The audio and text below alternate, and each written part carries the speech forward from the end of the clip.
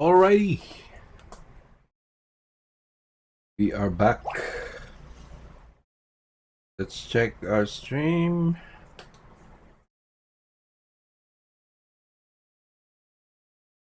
If we have audio or stuff like that.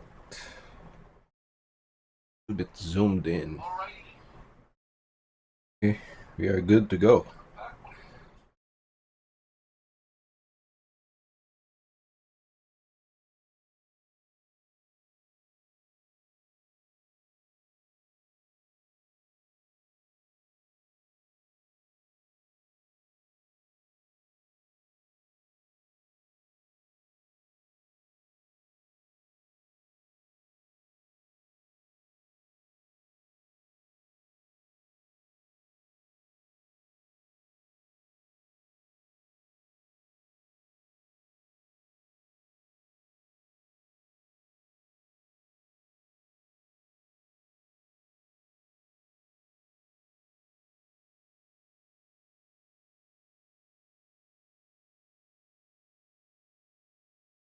Okay, so today we will be painting noses from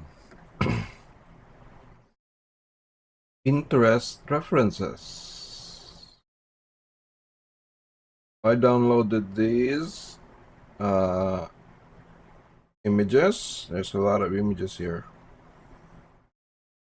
The goal is to just quickly paint them noses using a single call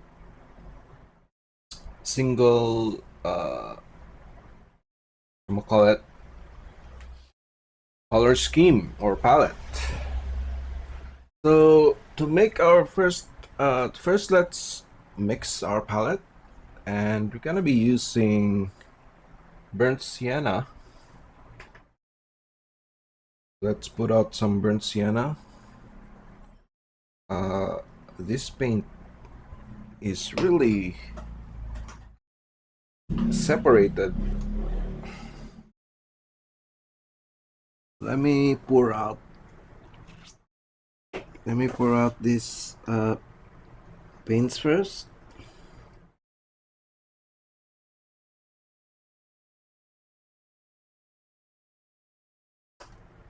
Let them out. I wanna pour out this oil. Just,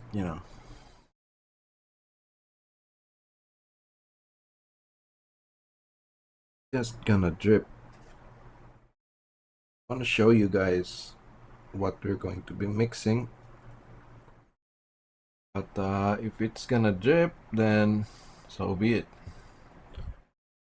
I don't have like a secondary camera. Okay, so that's burnt sienna there.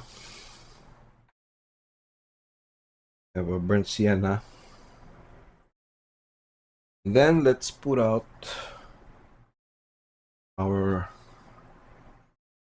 black. You can use black, but I prefer using Van Dyke Brown. Modern Van Dyke Brown is a synthetic pigment using synthetic iron oxide. So it's not like the Van Dyke Brown in the old days. They say it's not light fast, but I figure that, with modern synthetic pigments, I think it's going to be fine. Look for my black here. I kind of lost my black.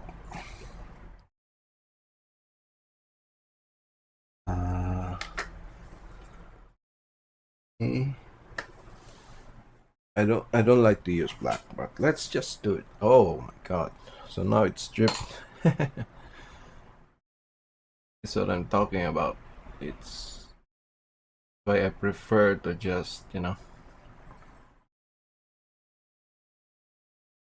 lay down my palette flat. You gotta fine, I guess. We can, for the sake of learning. It's really important because it's very basic. It's very simple and kind of easy to we like usually we like to complicate things. I think that something is so complicated, just to encourage us. Sometimes we artists like complicated stuff. Sometimes that's where our fault lies. We like to complicate things, but it's best to create. If you want to create complicated stuff, and we gotta have a basis that is simple, that then we can build up, add more layers of complication,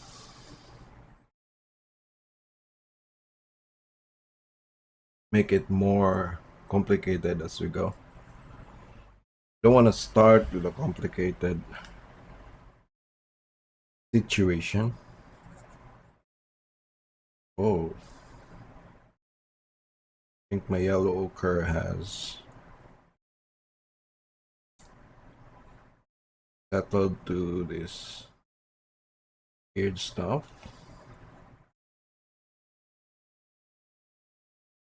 I don't like mixing my paints with too much calcium carbonate anymore, because though it's nice for immediate use, when you store it, kind of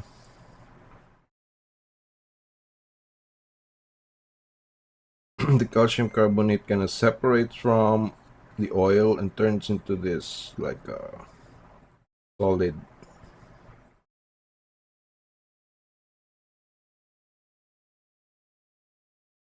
stuff that you have to mix again. Maybe a small amount of it. And then I'll just focus on barium sulfate or talcum to keep things, to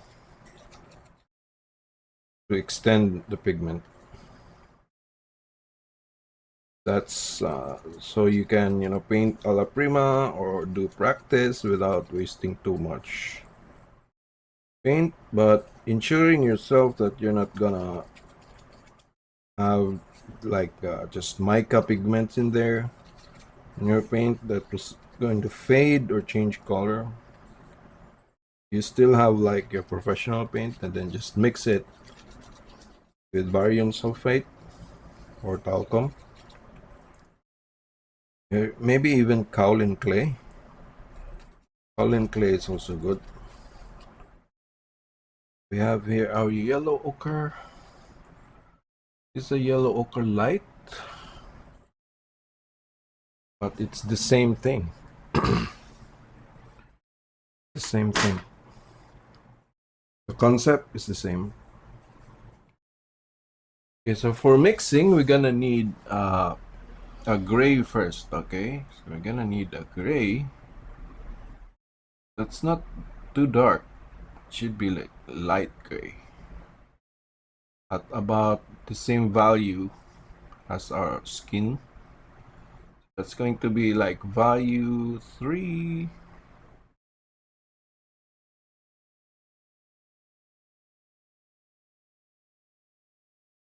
Something like this, it would be good.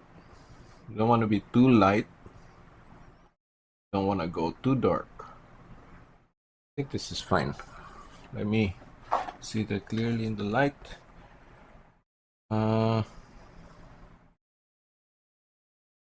It's even too light, but let's just see.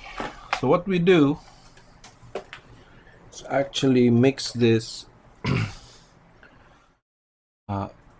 We can start by using our iron oxide here, lighting it up with our white. Yeah, go to a like a higher, desaturate it with white.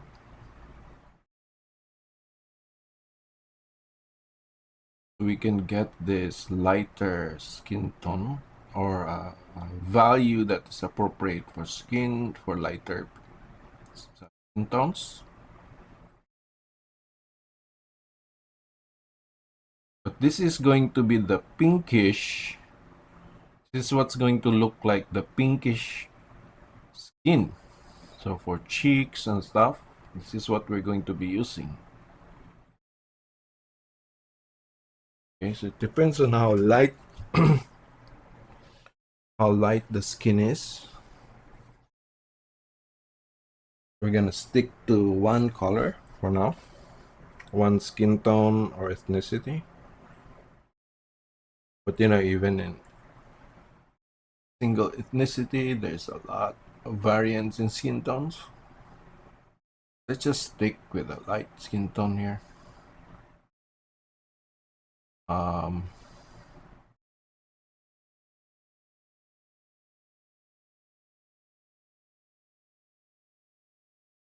Now my white here is titanium dioxide mixed with barium sulfate and again kaolin clay. I've extended the titanium white because it's too strong. However, at certain times, if I want to like just lighten something up quickly, and I don't want to create like a huge mass pile of pigment of color, I'll just use student grade titanium white here, which kind of looks even darker than what I'm mixing here. Kind of weird that my titanium white is cool, looks like grayish.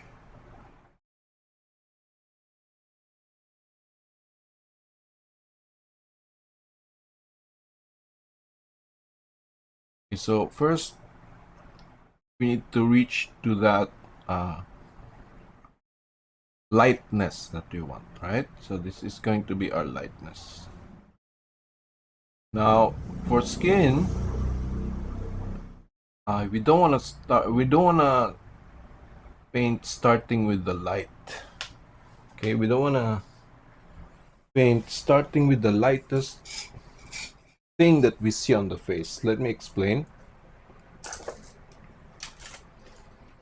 Let me pull out a reference photo here to show you what I mean. Don't know if I have something here.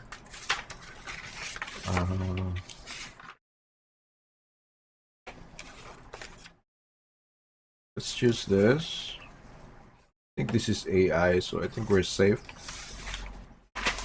This is an AI image, so we're going to be safe here. Let me show you. So this is a printout of a photo from Pinterest. Okay, if you can see, usually what we notice, this, right, this lightest value here, and in actuality that is actually the light being reflected from the surface. But since it's not metal, it's a skin, the skin absorbs the light, right, and then reflects it back in a different way than it would reflect light, for example, from this. Look at this. If I reflect the light, right, so at this this is the 45-degree angle. So we're seeing a desaturated version of the true color of this case watercolor palette. But now, if we turn it such a way that it reflects the light, we're going to see this bright white, right? There's this energy here. As the light loses its power, it's going to turn like yellow, orange, red very quickly. So it's gonna create this purple effect here. We don't see this in real life. Actually, in real life, we just see a wash of light here. That's how our eyes adapt. And we're gonna see a brighter version of this gray. But in the camera, you can actually see the hot spot here. So what I'm trying to say is that when we're looking at a photo or a person in a live model, we don't want to look at this as the skin color. Actually, the skin color is this. For this model, this is the skin color at this area. Okay, it's 45 degrees at least away, turning away from the light, which means we don't have a reflection. But then as you turn 45 degrees away from the light, as we've learned, we're gonna lose 50% energy at that point, light energy, which means our brightness is gonna decrease by 20%, meaning we're gonna lose like if it's 20%, so two levels of value. Meaning our color will be desaturated. A desaturated version of the actual skin color. The actual skin color is beneath this light. It should be here, but the light's reflected. If this surface is allowed to just absorb the light, we can see the actual skin color at its highest saturation or chroma. Yeah. So basically, this orange here is a desaturated orange, which is this, right? So burnt sienna is actually an orange. There are different variations to it. There are red orange. There's actually more brownish. Depends on your supplier or your brand. But skin is basically an orange desaturated and brought to the light. So if we have you look at Photoshop, there's that box there, right? This pure orange here at the edge, right? Pure orange. And then we go black, right? And then we go gray here, right? Gray middle. So skin tone is the mid tone is usually somewhere here, around here. So it has white desaturated with white and then added some gray or black. So to achieve that, we've mixed here a light color, a dark color. We can desaturate it or we can stay here. It's okay.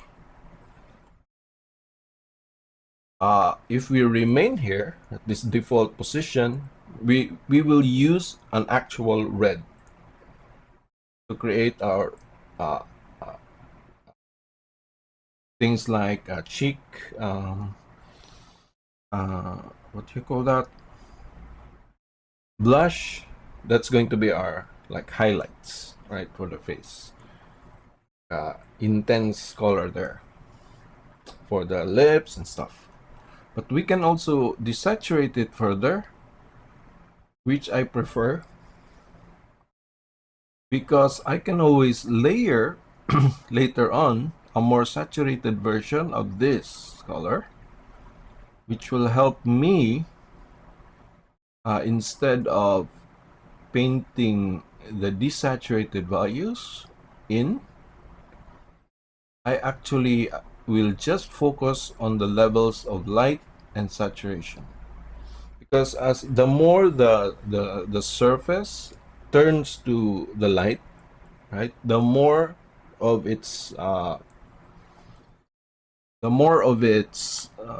the more light energy is going to hit the surface, meaning the saturation of the color becomes higher, like it becomes more saturated. It becomes like, for example, orange. The more it enters the light, right, the more the surface enters the light, see this, the more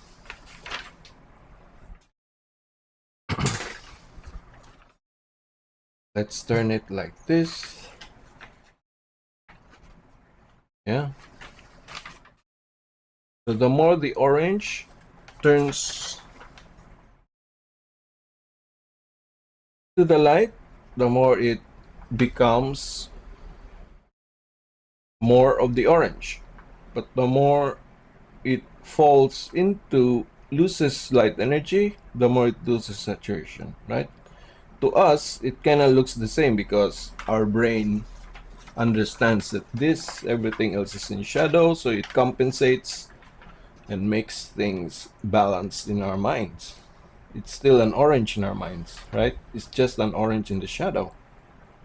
But if we paint that, you're gonna lose a lot of that. Look at that. So pink turns to, loses pink, right?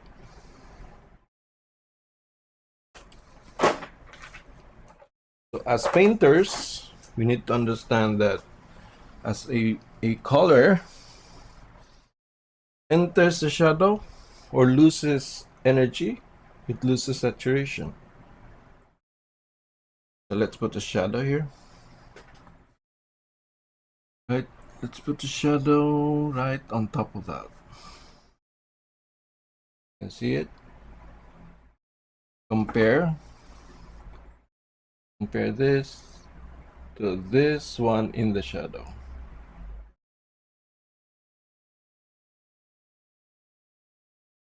Yeah. So we lose more saturation. To do that, we use gray, right? So we lose saturation, and then we also lose value. So as it turns slowly from flat, perpendicular, parallel to the light, or like directly hit by the light, until you reach like 40 to 50 degrees, you lose 50% energy, which means you're gonna desaturate, and then you lose 20% of brightness. So we darken a little bit, then it's gonna be like slowly increasing as you turn it quickly. The loss of light is actually getting slightly, there's a slight exponential loss, right? So we don't, like, look at this. This one is like directly away from the light, right? This shadow in this paint knob nugget, this is away from the light. Since my light is coming from here, this sparkle is like directly like 90 degrees. So we lose light here, right? So we lose, this is basically just zero brightness here. However, there's reflected light, so it becomes visible to us. It's lighter. Right, so all of these shadowed areas turned away from the light is basically zero energy in space if we have no reflected light, right? But if you notice, we don't notice the gradual changes here, right? So from the light to the mid light, which means 50, 60-degree angle away from the light. Like there's a like slow incremental decrease and then sudden decrease and then just even decrease and then sudden decrease again. Because it turns away, it becomes zero immediately. It doesn't. It's not very smooth turn, like it's sudden. So, like in the past, like when we're children, when we render a ball, right? So we render it slowly. The darkness we add, we desaturate very slowly, like very smoothly, from the tip of the reflected light. We desaturate it, right? Circle, and it looks dull. Our balls looks dull. Our spheres looks dull. Okay, but so now we understand, having understood that light energy is actually exponential and then like have a staircase effect, like from zero, from actual direct light to 50 degrees away, like it's just gradual. Then it dips. It loses like 50% energy, meaning the color is changed. The light quality of light that's hitting that surface is changed. So meaning the wavelengths that's there, what's more visible, right? So let's not get into that too much right now. Then as you reach 90 degrees, it generally just goes zero. Okay, so we understand that now. So when we paint, we don't wanna think too much of the gradual, like smooth shifts in desaturation, right? We'll just focus on a small area and 3 spots: light, mid, and then shadow. The mid is actually just a small band from 50 to 90 degrees. So that's like, how many? 50 to 90, that's 4. And then 0 to 50, that's 5. So there's like a band, and it's easier to explain. From a sphere, right? We cut it in half, right? Because that's usually our way. Sphere, you cut it in half. The half is where shadows are, because lights don't fall through that sphere. There's only half of it. Then at the edge of that half, it's going to like 90 degrees away, right, from the light. So we're not gonna see anything below that half of the circle. Now that the remaining above is something that's in the light, right? So in that, where's the midtone? That's where 50 degrees, somewhere here. All of this from above, from the point of light, like for example, I don't want to draw on this. We're gonna have to.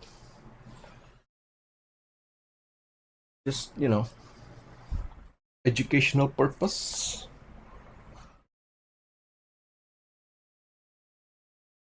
Uh, let's just use something here.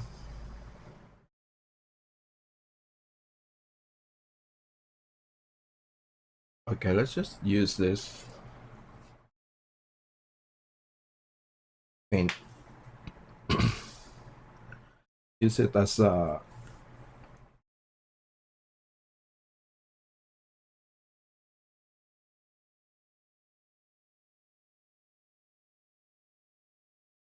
fake uh,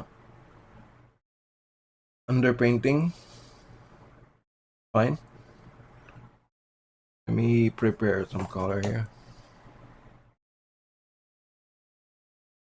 So basically, what I'm talking about is about light energy and the loss of light energy. So a sphere, right? Our sphere. Oh,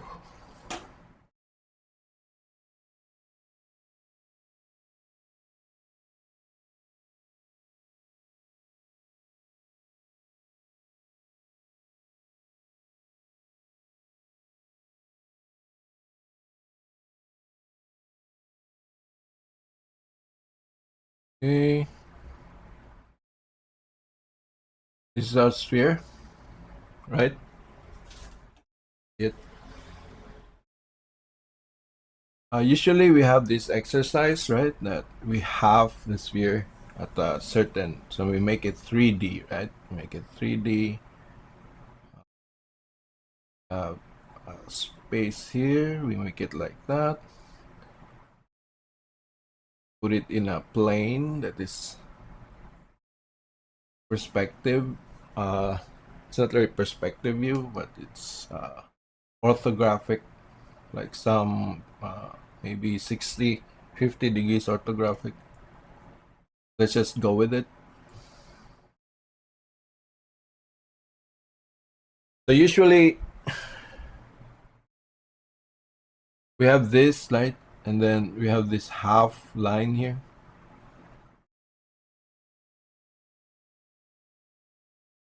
Goes right here, right? And then this is the shadow, right?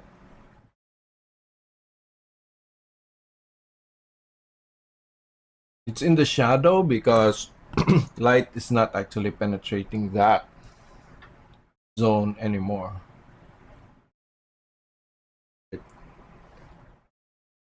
It's just stopping by the edge here, which is, I'm not illustrating it well. Let me erase some of that. Hopefully I can do that. Some of these, no, I think I just made it worse.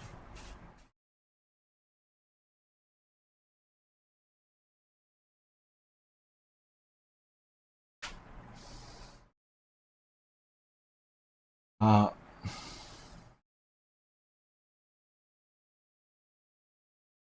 So basically this hard edge here, this edge is where the light ends because it's in the corner.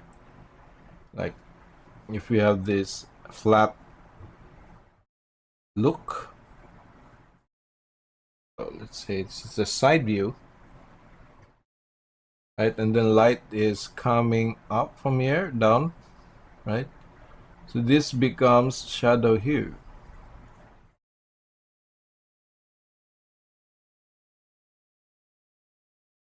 Right? You're not gonna see anything here.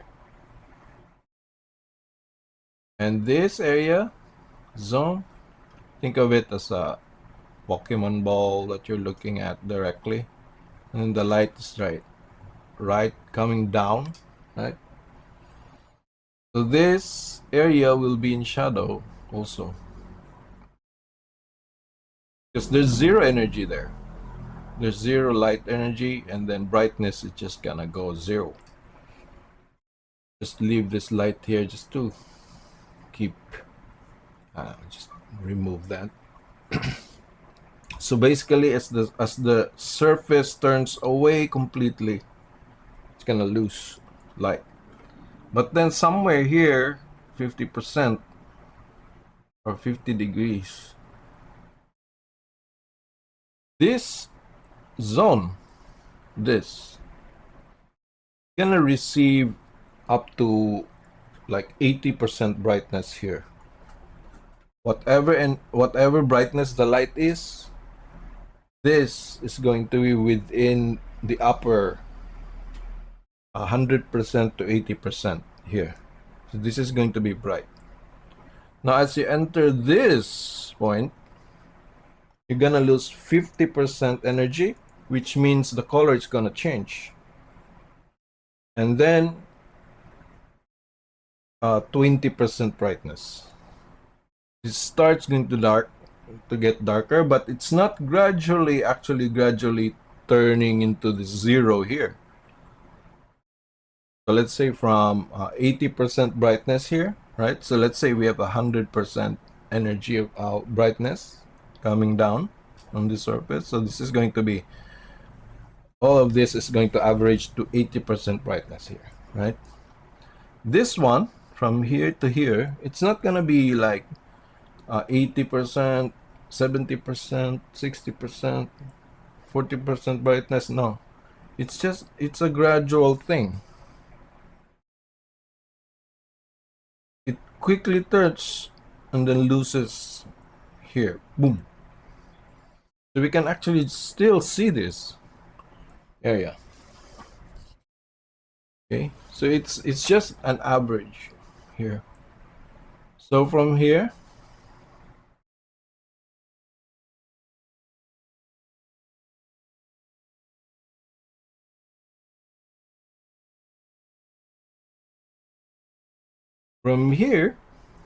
this is the shadow, and now this is our mid tone here, right? This zone. At this zone, we have 50% energy, meaning if our color is yellow, our light is yellow, that's falling here, this is going to be orangey. So more orange pigments are gonna shine more here. We're gonna be more, have more to reflect. Blue lights and stuff like that, blue color is gonna gray here. But you don't have to think about that anymore, just because that's too digital. That's too. Just the important thing is we desaturate here, and then uh, we lose value. 20%. Then from here,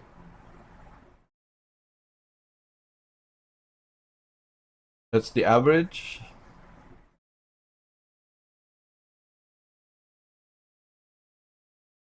Then from here to here, we lose light completely.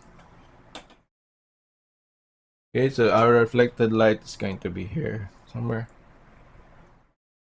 That's the surface that is pointing up, bouncing to us. But it's best not to think about this first, because my mistake was I was focused on this highlight and this light area. Coming from drawing, I focus on that, and that messes up my colors. So the important thing is to start with this. So that's what we're mixing right now. This flesh. So it's this becomes our base color now. Then we're gonna make a warmer version of this.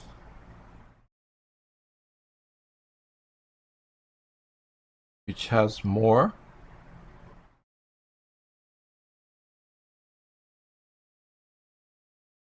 Either more.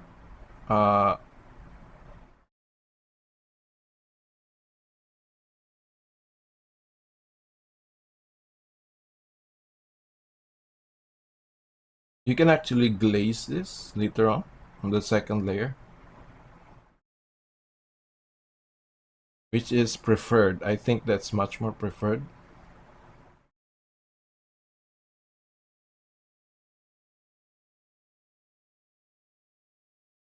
It's a warmer version. That's your pinkish skin right there. Cheek color and stuff. It's gonna mix to this wet on wet, right? So it's fine. Now we're gonna need a yellowish version.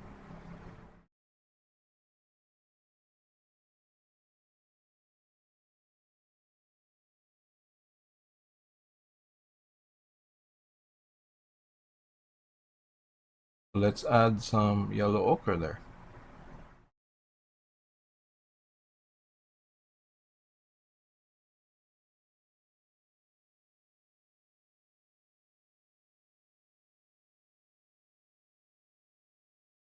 Not very noticeable, but it's there. You really want to push it and just use a lot of yellow ochre and just tint it with this.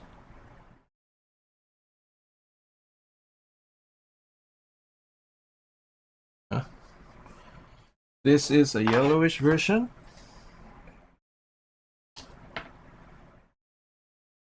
and this is our default. And this is our warmer version with a little bit lower value, right? Or brightness. Let's just use that. Lower brightness. Okay. And then if you want, like for the lower face, right, for the gray, you don't actually use blue or gray. Oh, I mean, you don't actually use blue, but gray. It's basically just this color, grayed down a lot.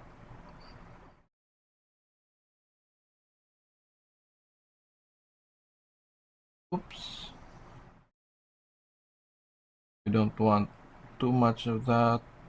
Just need a little.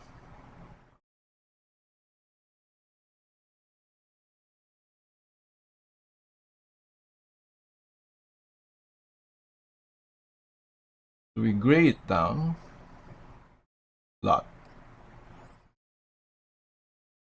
Basically, you just mix a gray first, and then just add a little bit of this.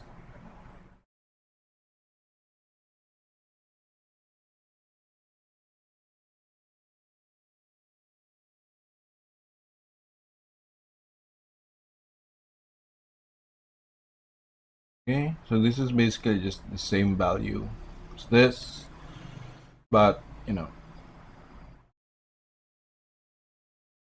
we can darken that.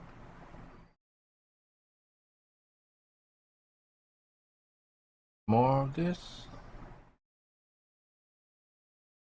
unify it.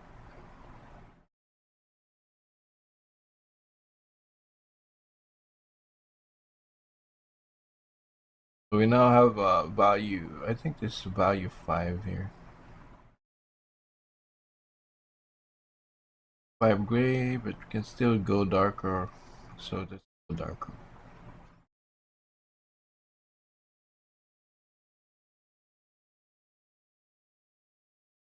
Darker.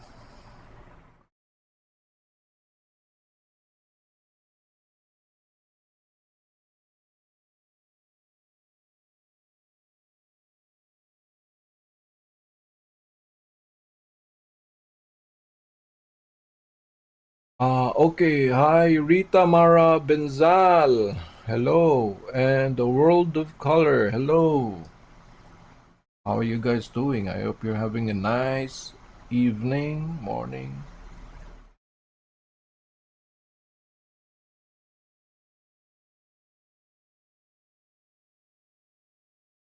Okay. So if you want to check if your shadow value is correct, just put over like a shadow on top of your base tone and see if that's the same.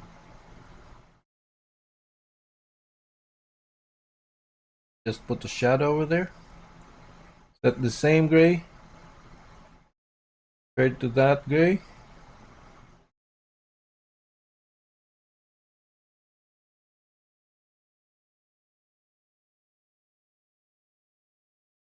Kinda is, but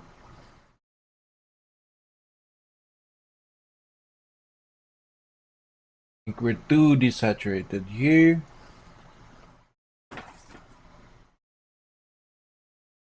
Could add more.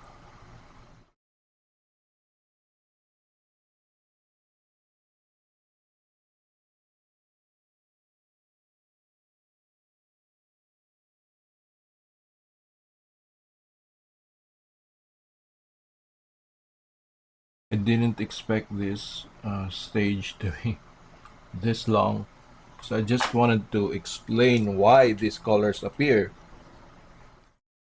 Basically, this color is just a recreation of what happens to this when it loses light energy and brightness. Right? We can see it here in the shadow. Here. This too saturated, maybe.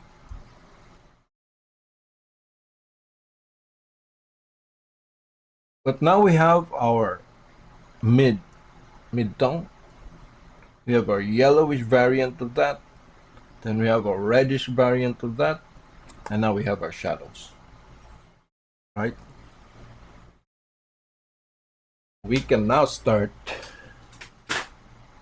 painting noses. Oh my god, I'm so tired now.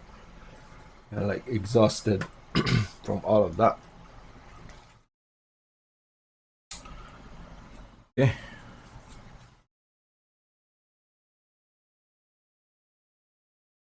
If you're wondering about that, this one is like a silicone or nail art, right? I just use it as a palette, so I don't have to like mess around with the palette knife. Sometimes it's easier to just roll it to get rid of the color of the paint. Just push it up, roll it away. So it's so much easier than having to use the palette knife, right? Me, this is so much easier.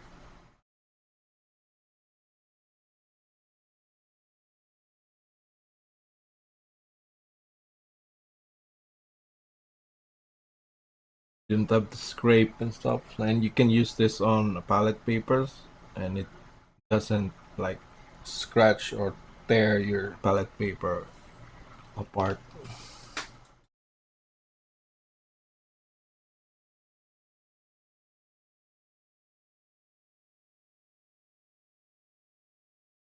And it allows you to just uh, pour out like small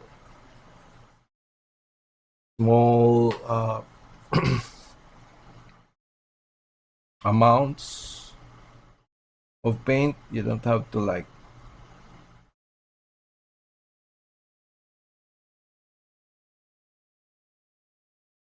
pour out a lot of paint. Let's just make this visual.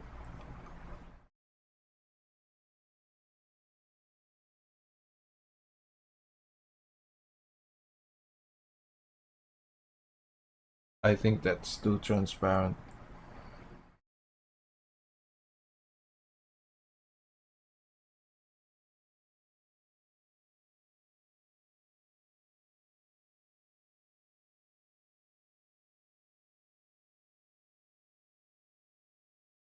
Fill up the space,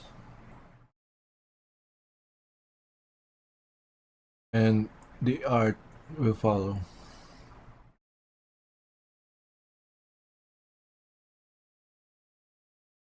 So how thick should your first layer be? I think it depends, and it doesn't really matter. But too much paint is not good. Like thin is fine, as long as you can cover it. Fine.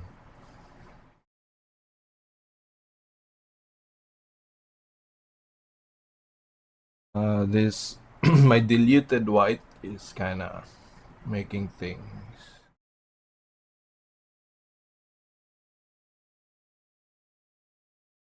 So too transparent. I think that's fine. It kind of also illustrates the power of transparent painting.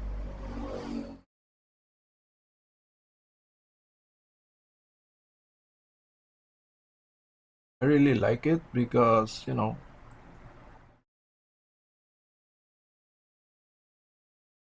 whatever's behind still showing, so it's kind of like we have this like ethereal, like realistic, more realistic process of uh, vision.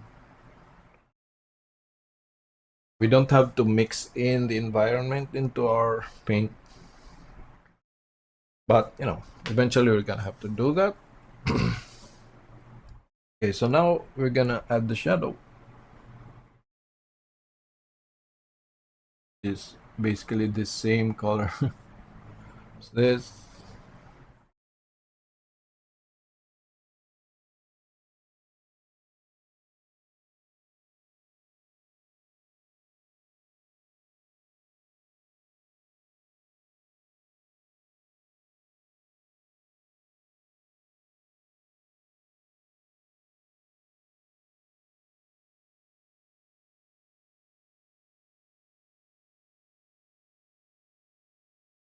Now for the point here, we talk about uh, it's actually desaturated at that point. We're gonna mix our base tone with our shadow a little bit, a small amount.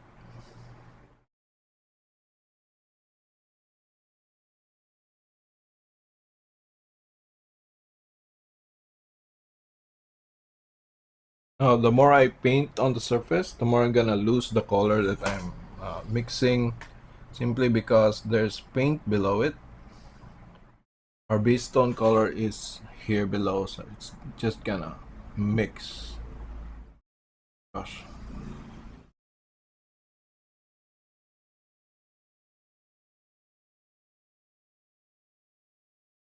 Okay. So I first planted it here. I want to gradually shift it up. There. Almost invisible.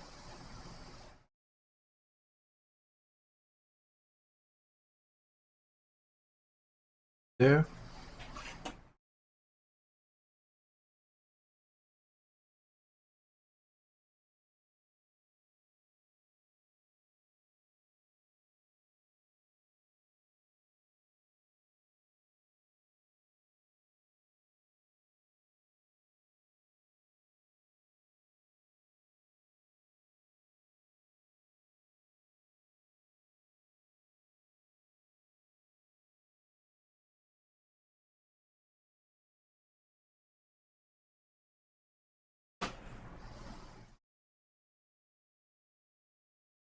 Let me use this up. Paint.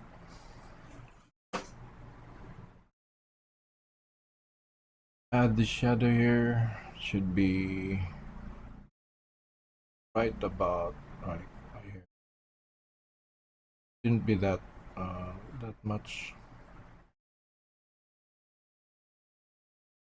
As you notice, I'm painting the same color here on here, but since there's paint here, lighter, it's just gonna, mix down, gonna lose the value.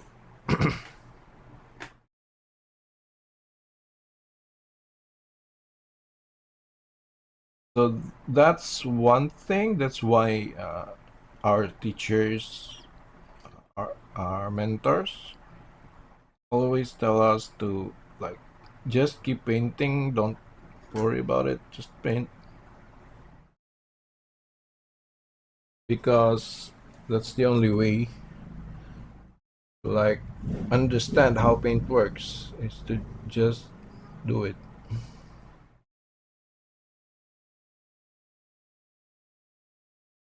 Just keep doing it until you kind of like create your own way of managing to paint, because it really depends on how much paint is there, how much paint is on your brush, your applied pressure, and the type of bristle that you're using. Is it a broken bristle? Is it tight? Is it what hair? How wet is your paint? Everything kind of factors in. So you can't really, like, say, take someone's hand and teach them every single uh, factor. You tell them what's gonna affect, how this is going to affect, because it's there's just too much. There's just too much things at work that you kind of have to like do it yourself, because when you do it yourself you kind of manage like how much paint you put on your brush and on which brush. Like you have like three brushes and your favorite brush, when you're using that brush, the amount of paint that you put on it and how you use it is going to differ, like to create a certain thing. So it kind of, the important thing is for you to develop this relationship with the materials, because that's the only way for you to be able to express what you want, right, in a certain way with these tools. So no one can teach you how to paint, basically. They can show you what's happening. I can show you, uh, talk about what colors, what's happening with the color, what's happening with the light. But I could never hold your hand and just through a video tell you like, okay, put pressure, put uh, zero point 0.2 grams of paint on your brush, pick up zero point 0.2 grams of paint, and this paint must have like 10% barium sulfate, 20% pigment, right? That's not possible. We can't teach that. So you have to be there to experience it yourself, because the experience itself, the first brushstroke that you make will immediately inform you what you're doing. And as you keep making that brushstroke, like if it's really scary, just make alphabets using oil paint, like A, B. Just write, right? Use it as a ink.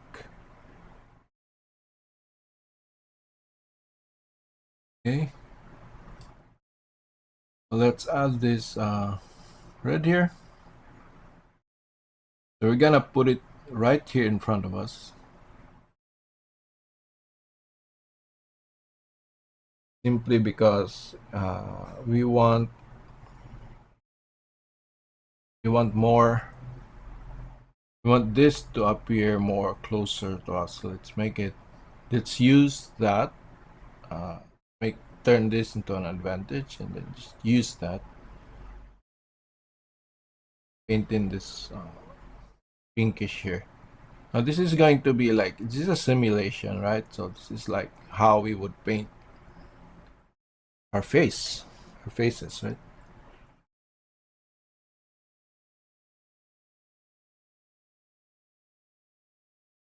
Sure, it kind of looks desaturated on screen. Let me pick up like a dark deep brown here, turn it into this background color, if it works or not.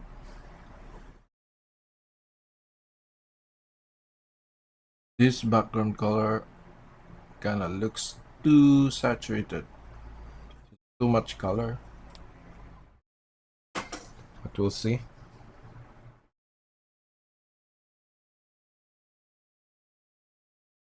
If our background is too saturated compared to our subject here,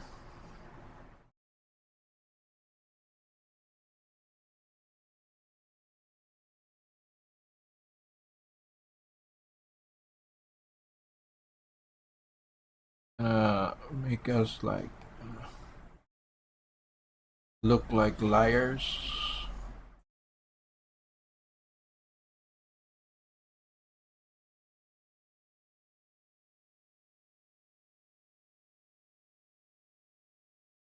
Okay, so let's just the power of transparency.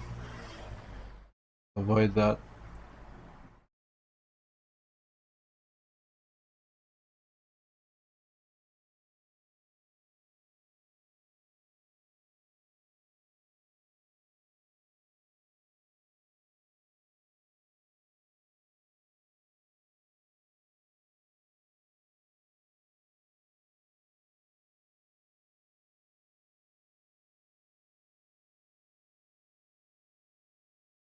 It's fine. Don't have to be precious about it.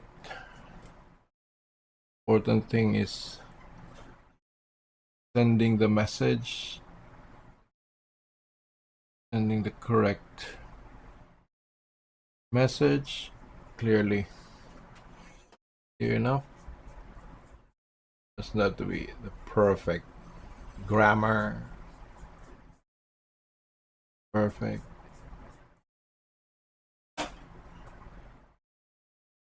tone, voice.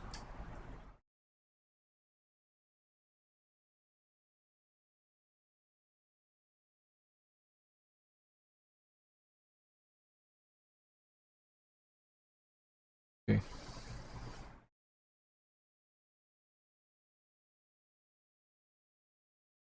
So we were going to paint noses, but we have time. We can do that later after the break or tomorrow.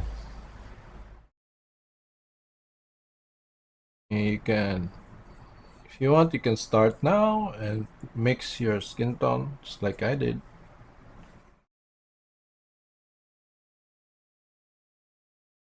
So with this, we are saying so distracting. Background shape is so distracting. I wanna remove it. Kinda showing off, competing with our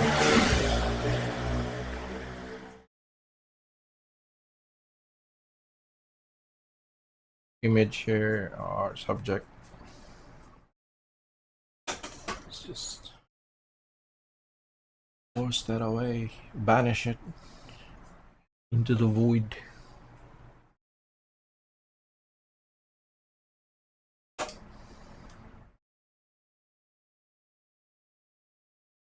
Remove it,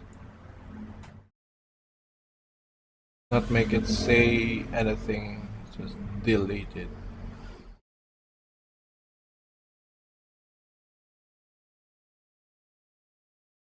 A word, mute it, mute.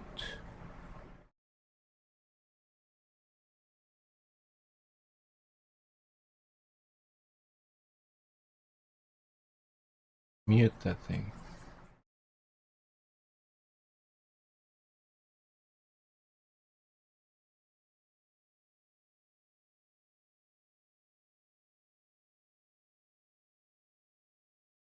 And also your canvas, your surface, also matters. It's gonna change how you paint.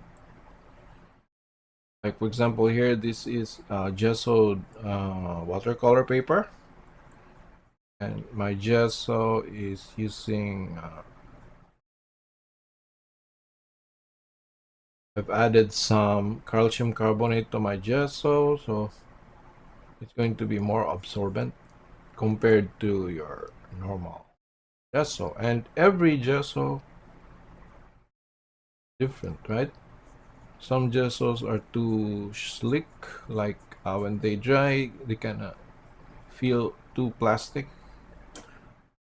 kind of slippery to paint on it. You can't even like paint a second layer because your first layer is just not grabbing onto gesso. The solution there is to actually either paint the ground like an oil surface or a surface of liquid on top of it. Because you can no longer gesso that because there's already oil. We've tried it, right? There's already oil there. Just blurring this thing into the background here.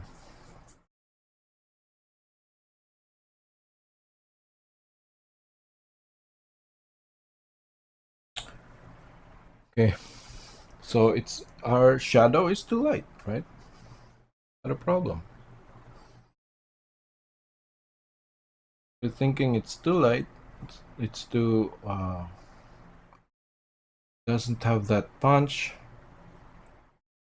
It's because we're saying that this world is actually so bright, that, or that there's not enough contrast here. Now this is the usual mistake. This is what they say that avoid like too much blending or too much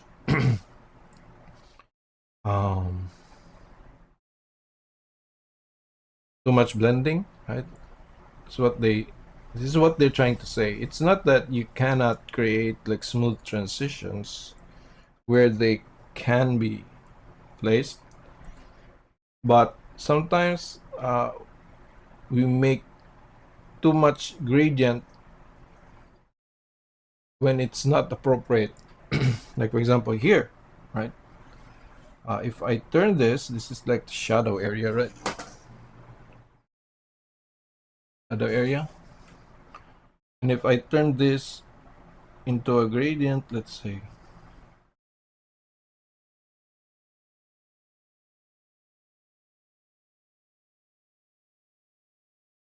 instead of having like a cut here because it's 90 degrees, right?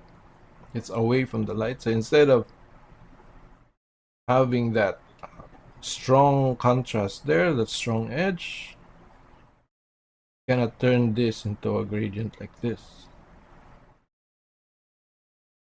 This is what they're trying to say. That don't make everything too blended. They're saying like don't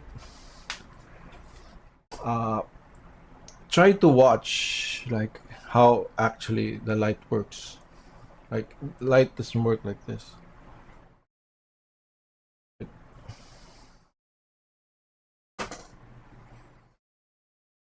If this surface is away from the light, then it should be dark.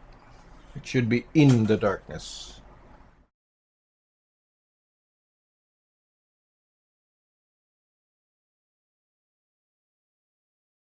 It's not gonna be hard right there. In reality, it's going to be soft. But the transition is very, very tight, right? The gradient from this to this color, this value, is tight. So there is smoothness there, but it's so close together that when you look at it from a distance, it kind of just looks like a cut, a sudden cut. But since this is a sphere, it's not like a hard edge. It's just that the gradient is compressed, right? So the light kind of slowly, like same value here, same value, same value. Then as it goes here, it exponentially becomes darker at this point, right? So this is what they're saying, like watch, like they shouldn't, people shouldn't say like don't blend too much and stuff like that, right? Because it's really like so vague. What are you talking about? Like if I blend this area here, make it so smooth, is that wrong? No. What should be said is like where your transitions are. Watch where your transitions are. Watch where you blend, how much you blend, right? It's not that you don't blend. Like if this, I don't blend this, then this is saying that this ball is actually shiny and it's reflecting the sky here. This is actually now like a reflection, a cut. This is like a reflection, right? I can turn this into a reflection now by saying this. Say this.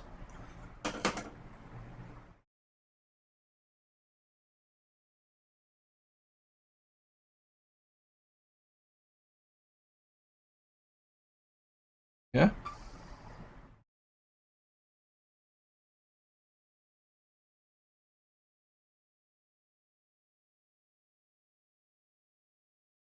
The hard edge.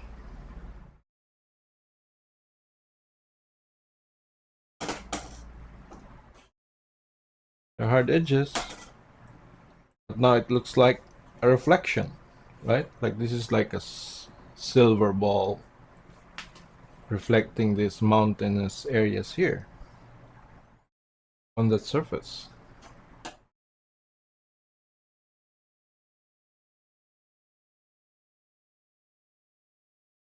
Just a little warped, but you know what I mean, right? It's reflecting on that ball. So don't tell me. I'm so angry with that because I tried to follow like advice from those who should know. They say, "Oh, but don't blend there. It's too soft now. It's blend. Don't blend. Stop blending. Come on. I can't make soft transitions. Of course you can. Question is where. Like if I do it like this, it means that my light is here in front, right? I'm looking at the midtone from the front, and the shadows is just right here. So I lose light. Just ignore the shadow first. So I lose light here behind. So you cannot turn the ball right way. Oh, I mean the light. So instead of the light coming from here, we turned it to coming from here, right? So this is our midtone now. We're seeing the midtone here. The 45%, the 50% loss of energy is here, or 20% brightness loss is here, right here. But that's not what we're trying to say. We want to say that the light is coming from here, so the edge should be here, right? This is where the surface actually turns away from the light source, right?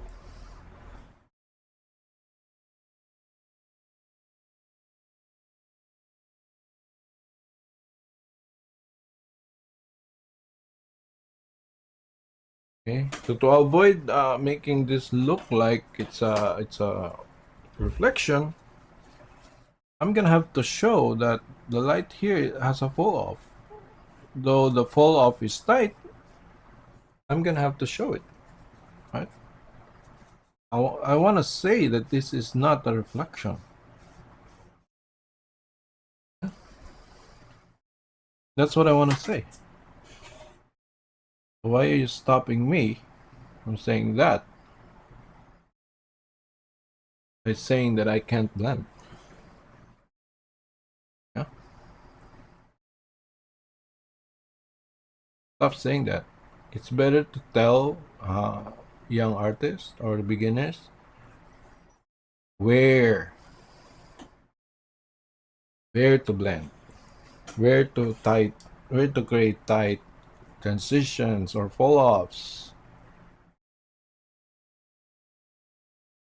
Stop saying things you don't understand, bro. It's gonna confuse people. Okay. It's actually correct. This.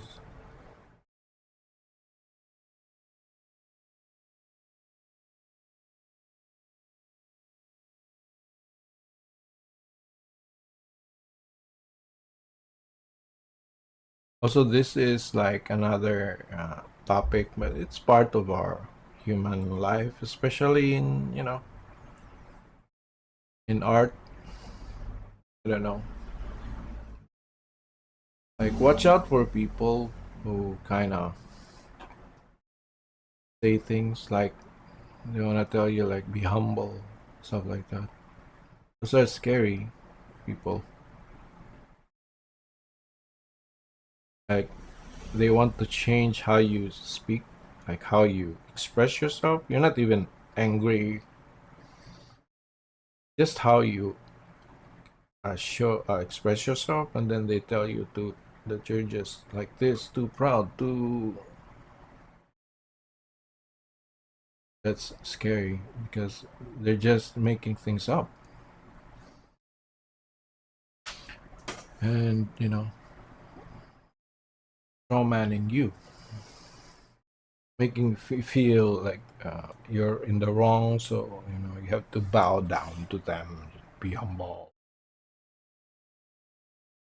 don't talk, don't be like this, and then they imply that how you are, how you express yourself is like something that means like this. Like, for example, you speak like you speak in uh, it's hard for you to like express your thoughts, right? So you're gonna sometimes you're gonna the weight of your words is going to be heavy. Your speech, your volume is gonna change. Like, it depends, right? And then someone is gonna say like, "Oh, you're like a bad person being this." What? What? What? How? What? No, no, no. You gotta be more humble. You gotta quiet and shut up. Stop. Go away. Don't challenge me. That's very dangerous. I hear that all the time. Like, be humble. What? What? What do you mean be humble? Like, if someone can't be proud of themselves, I mean, they're not doing anything wrong. They're just happy. Like, they're proud of what they've done. They're like, whoa, it's like a win for them, right? They feel like a winner. Here you come and tell this guy to be humble? What do you mean? Right? So watch out for those types of people. Mostly those are like narcissistic individuals,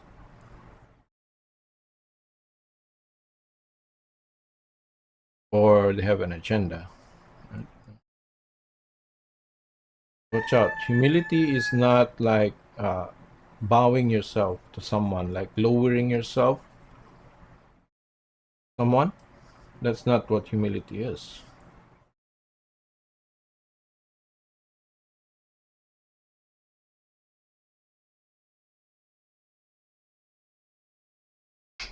True humility is approaching truth. Like, the closer you are to truth, the more you're humble. The further you go away from truth, you're more delusional, and thus like uh, you're you're like full of the idea of like a lie. A lot of ways to show humility or to be actually truly humble, and telling other people to be humble is not being humble.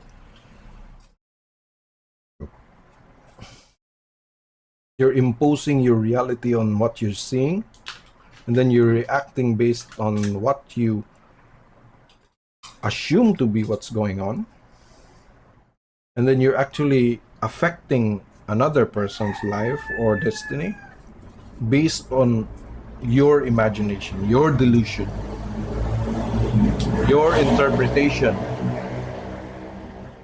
of what's going on. It's so scary.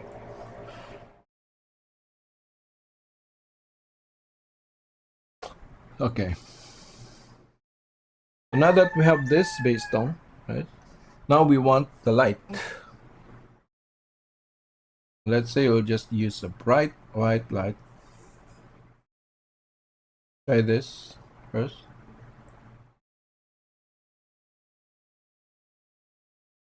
Because let's see if our paint here is enough. Oh, no. So let's mix in a little bit of that. So we're gonna be further desaturating it. But then, like we talked in the beginning of this video, most of what we see here actually just the light being reflected to our eyes. Okay.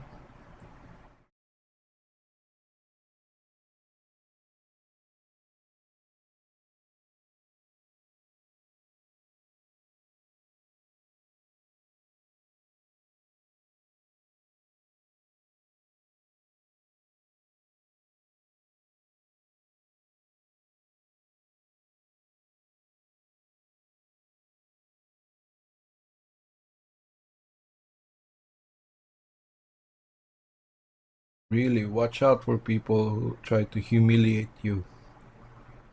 And them telling you like, hey, come on, man, be humble. Like, what? Because I'm celebrating my progress, you want me to shut up, and you create this uh like you make things mean something else than what's actually going on.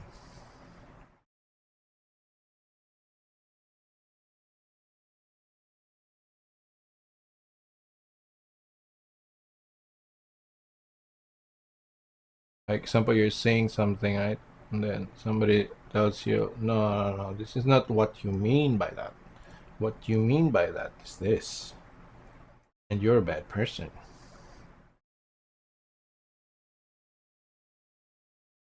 And that's like, whoa, bro. Bro.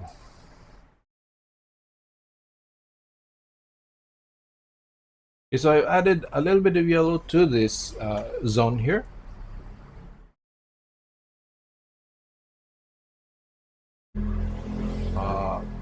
I know this doesn't look perfect, but you get the idea.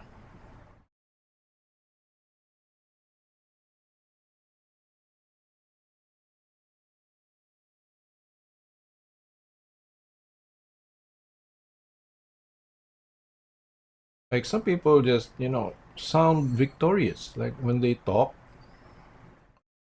they sound victorious. And I wonder why, like some people, I don't know, it's really just narcissism.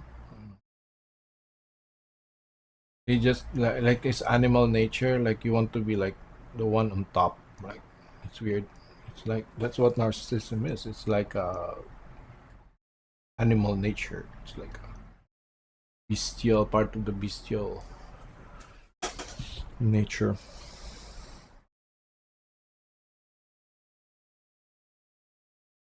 Very like and it doesn't even work because when in like common people don't understand this, like competition.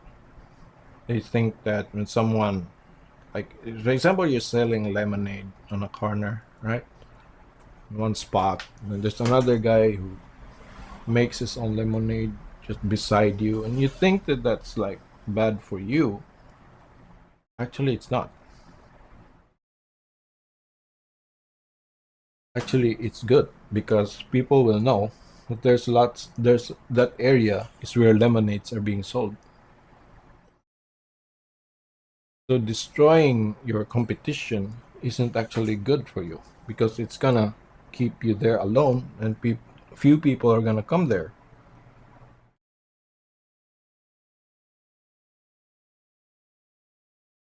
It's better that you keep your competition alive and make it like a feast, right?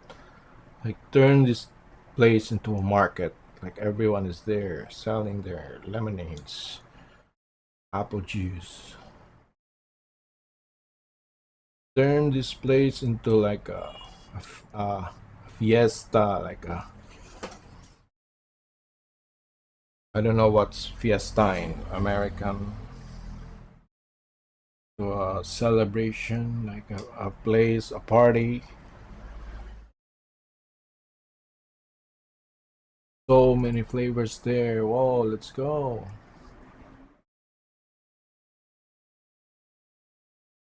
Okay. Now, in terms of saturation and color uh, saturation, when we try to desaturate our work so much, we can't expect it to look real.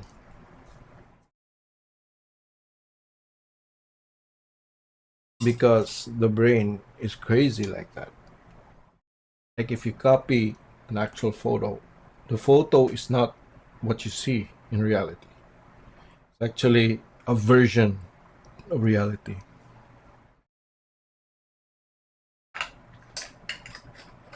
What you think you see. Like for example, you're looking at a pink ball, right? In your mind, you know it's pink, but what's actually you're seeing is like a desaturated pink, like to the point that it's almost past a color range that you can say like this is pink.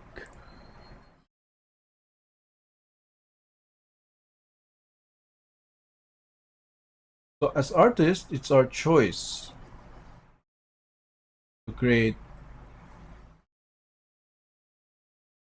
uh, how much saturation we want in our paintings. Right? There's no rule, but the value, the uh, the important part there is how much you can push your palette. Like for example, if I have like a cadmium red that's like super red, right? Like super red. So if I want to use that in my painting, I'm gonna, and if I want to like create like a realistic depiction of a red ball and using cadmium red as the base color, then everything, every shade and shift in color is gonna be related to that amount of saturation, right? So I think that's the value there. So the value of choosing how saturated you paint is not based on what you think you see in reality, but how you can depict the essence of that, the energy of that scene given your palette, right?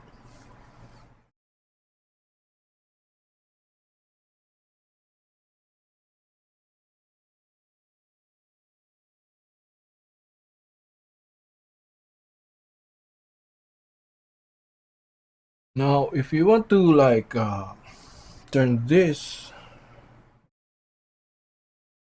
even more contrast, you just have to create a dark, uh, another aspect of shading. Like we already have our light here, right? Light, base tone, like or mid tone, and we have our shadow, right? Now we're gonna add the occlusion shadow. This will be the color of things that are hidden actually, even from the environment. So this is the color of outer space. Darkness, outer space.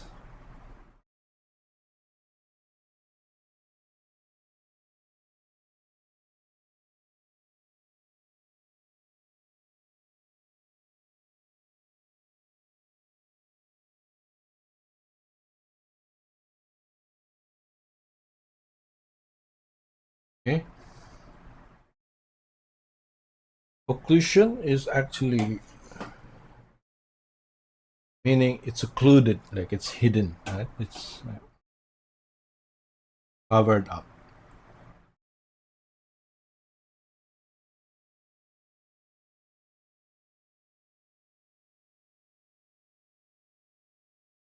We can paint this later, like on the second layer. We can do it now. It doesn't matter, but it matters. Like it's just a darker version. Now this is monochromatic. It looks monochromatic, right? That's because we have the same color. Our paper here below is the same color with this. The same pink color. And our background is just the darkness that we've made here. But we can always shift that if you want. Okay. Turn this into white.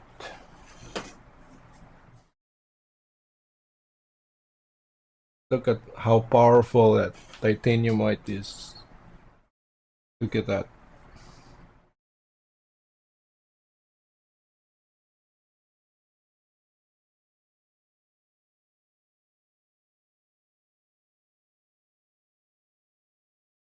You play with your paints, right? Okay. Don't worry about it.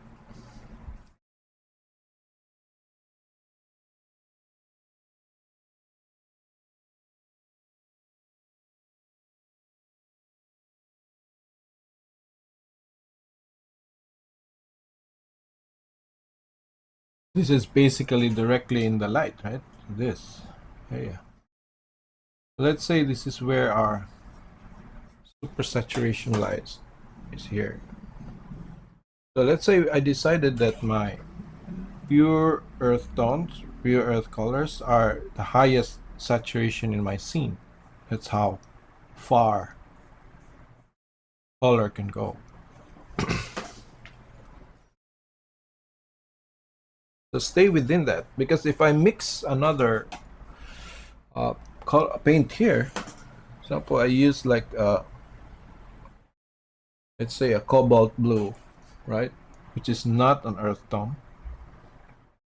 If I don't do anything with the cobalt blue and just paint it over here without even mixing it with this yellow, right, or desaturating it, it's gonna look off.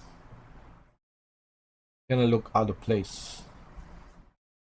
So that's what a palette is. It's like your chosen colors for the scene.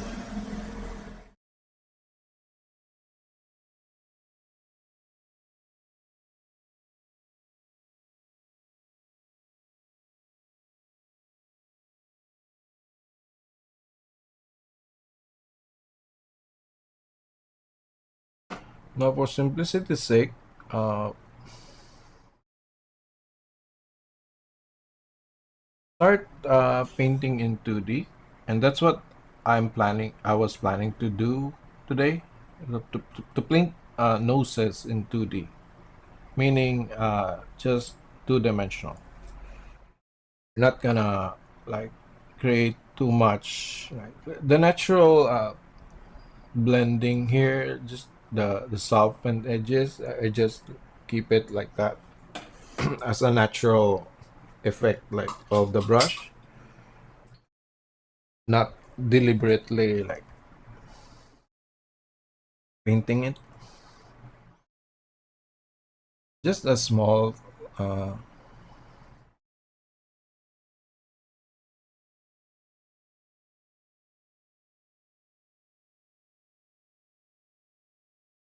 effect.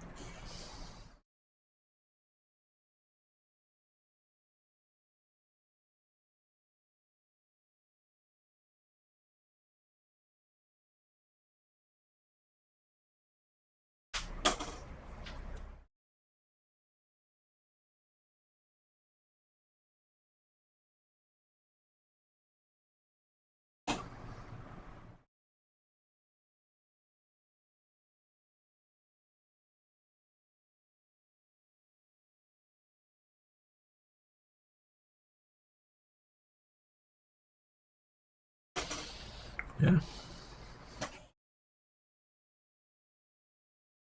So there's also another effect that we can talk about, and that's the visual angle. Like how color changes depends on the angle, not just the light.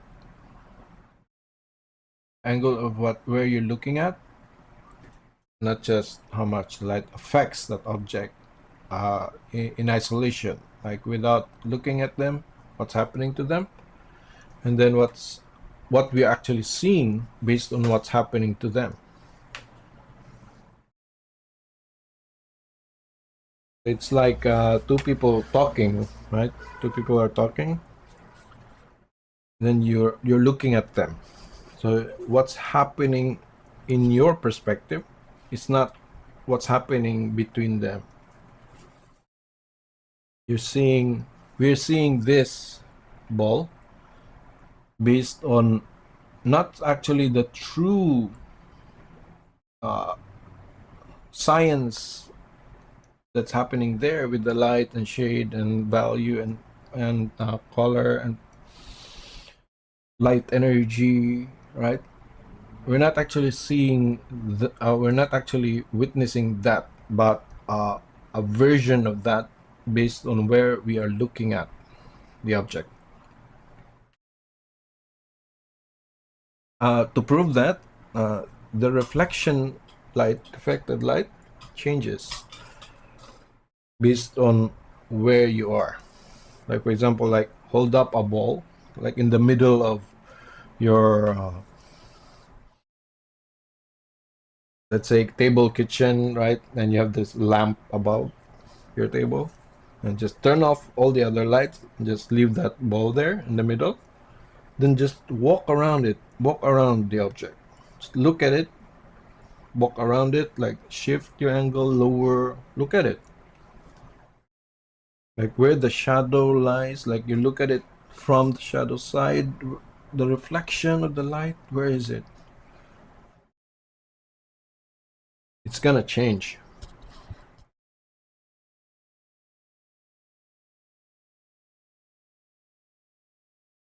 Now this has like unintentional reflective lights here, but we're not gonna talk about that right now. And the depth, the darkness of the environment, like how much dark this is, you can always increase that. But right now, this is like it's too much, right? We can do that like later. We can use a darker color here. That's gonna dull down things. And we can also imply uh,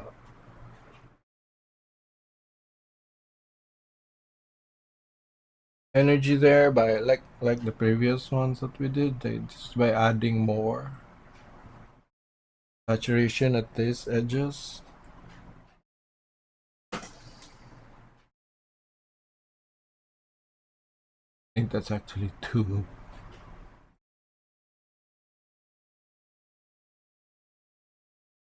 much. Let it flow there. Let it pass.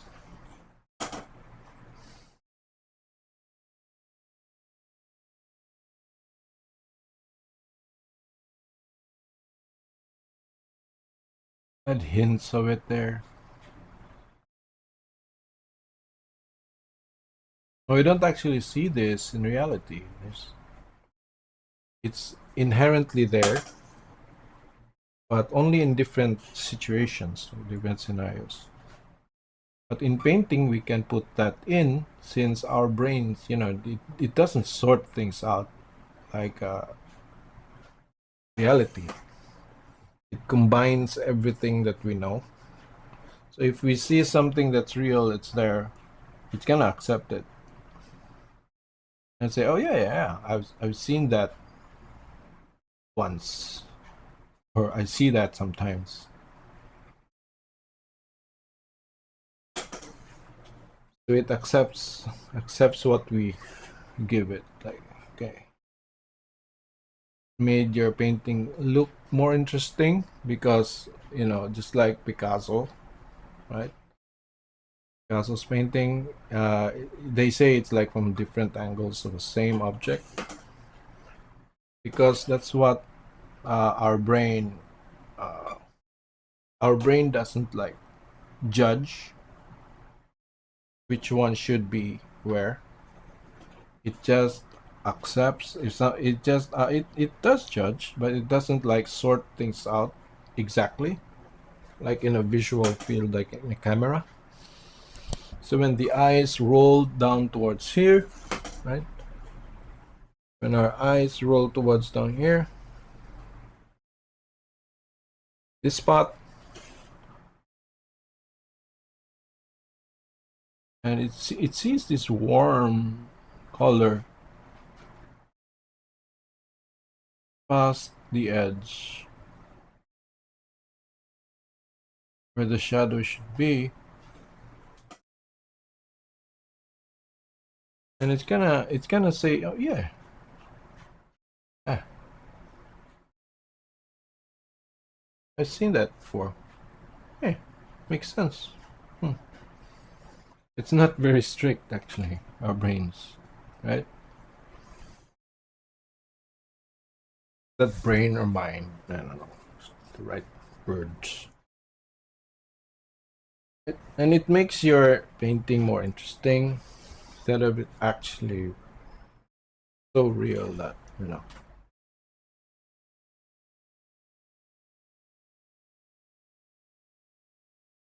gonna look flat here. Keep going there.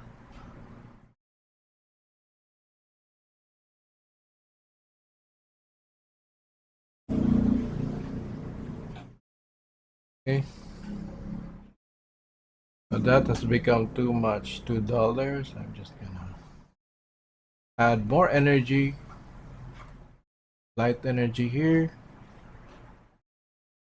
brighten that up.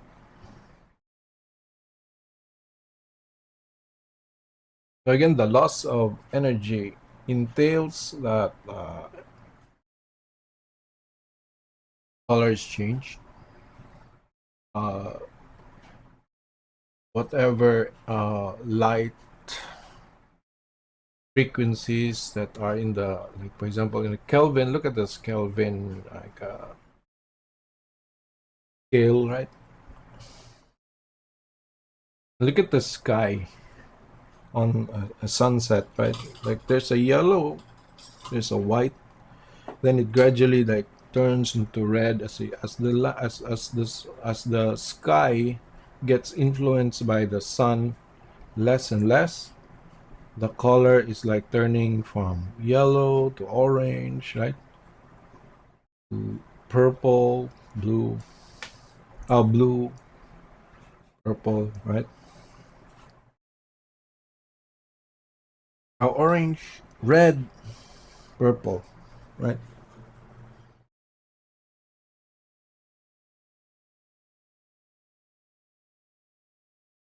That's what it is. Because as the light loses energy, the light waves that are there, like your blues and white, is gonna disappear.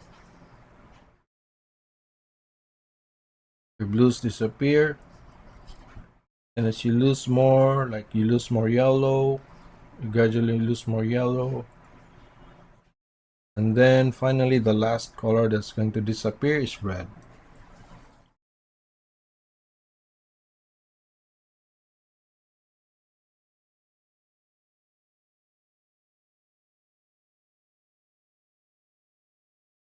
Yeah. So now let's add our highlight. Let's say, let's decide if this object is shiny or not. Little one here.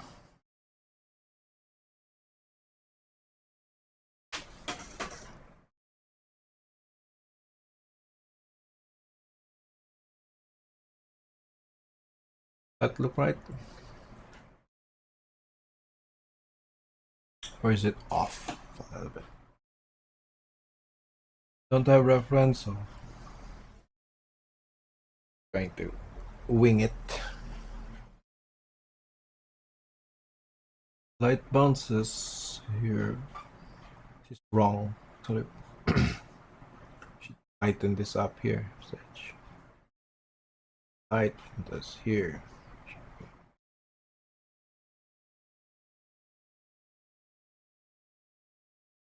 Paint that down there.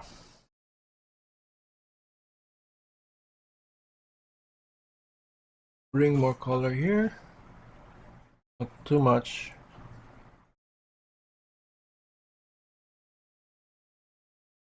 More energy here. More light energy.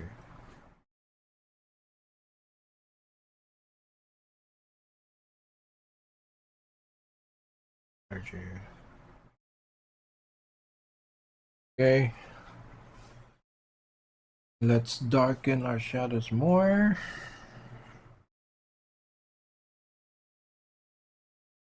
And let's see if we can like saturate our shadows. Try to add a tiny bit saturation to our shadow. Cast shadow. Excuse me. Okay, so the light should be falling from here.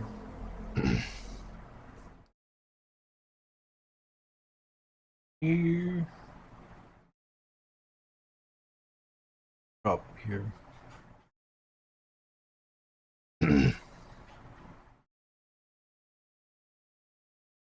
I take a sip. Precious gold. Wait. This coffee is life.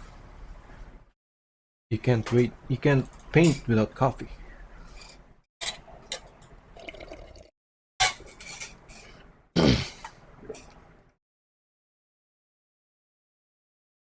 Bro, Dev Ilhanilhan. Bro, this look boring. I wonder where you take so much patience. I know one artist who stalks me. What do you mean boring? Maybe it's not your thing, right? Because,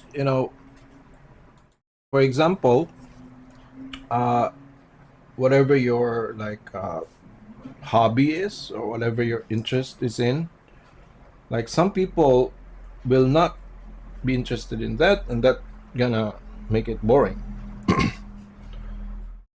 So if it's not your thing, just go find your thing and find interest in there, right? So for me, for your question, uh how I like survive this is I don't like fish, right? Fish will not survive on land because that's not its thing. But fish will thrive in water because that's its thing. It's so simple. Like some people like to, let's say, sports, right? They like to argue, fight about sports. Some people, like just in the case of painting, some people like to paint, like to study Sargent, like to study Leonardo da Vinci, like to study Caravaggio, like to paint like Bob Ross.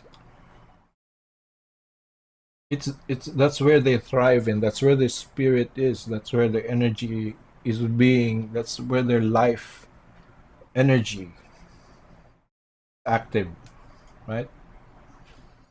It's not a mystery, it's not something need to solve, it's just the normal thing in life.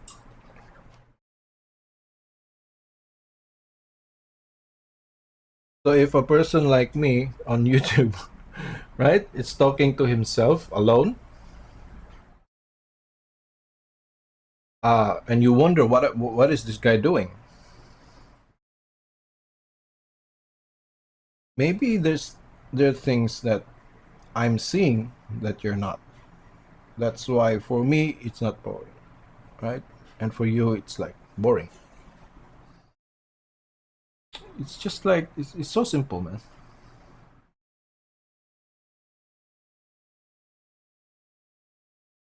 Like if you really want to know how to paint, you have to know lots of things about painting, about light, about how light works, because that's rendering, right? And we wouldn't have these like games today if people did not try to understand how light works.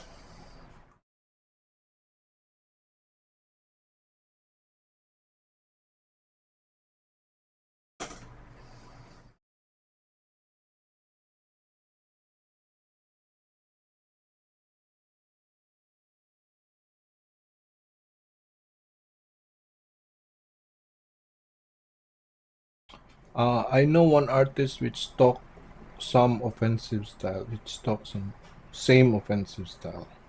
What do you mean same offensive style?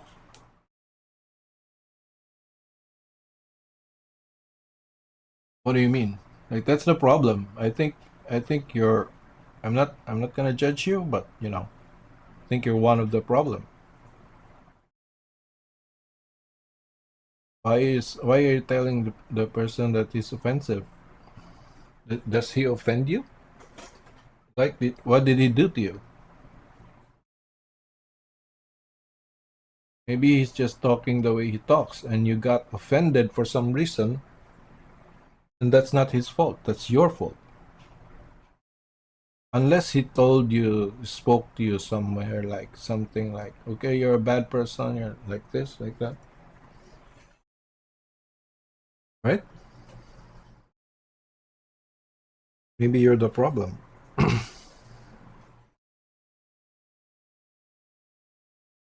Like we talked about last night, I was talking to a friend. Like most conflicts in life are up from misunderstanding and assumption.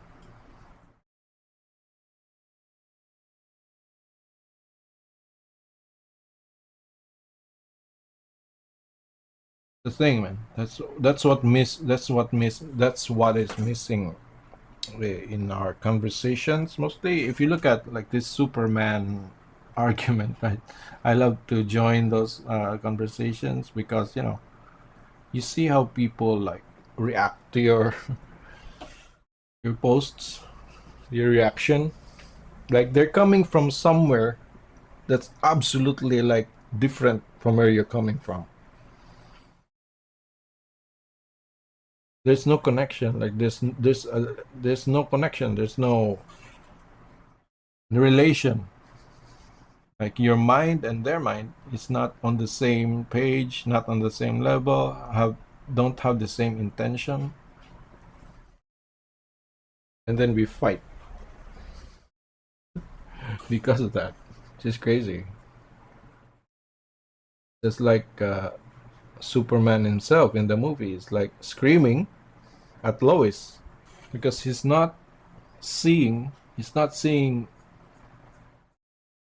that there's no bridge between him and Lois in that conversation. They're on totally different worlds.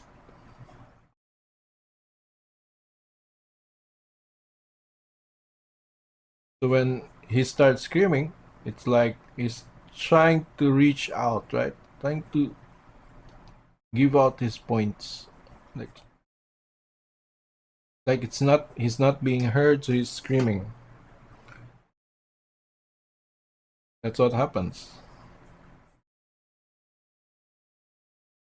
So instead of, he should be mature enough, like, because supposed to be Superman, and he's supposed to have grown up, like, with all of this struggle of like hiding, like comprehending, understanding how people actually are.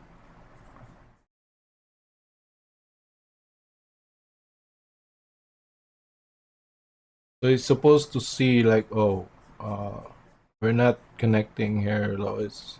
So he's supposed to create, say a remark, like a funny, smart ass remark, right? If it that was like traditional Superman, going to make it sound funny, so he's gonna break the ice, and then find like a middle ground, like create a bridge, so both parties can like connect and talk and have each of their sides like being heard. That's how Superman should be, at least. That's what a Superman is. It's a Superman. It's not just about like strength. Superman is just not about. It's not. It's a symbol of this. Uh, the hermit in the mountain, right? The wise man, the untouchable being that's on a higher plane, comes down to the mortal world to guide them. That's what Superman, the archetype, is. Not about his physical strength. It's about his character.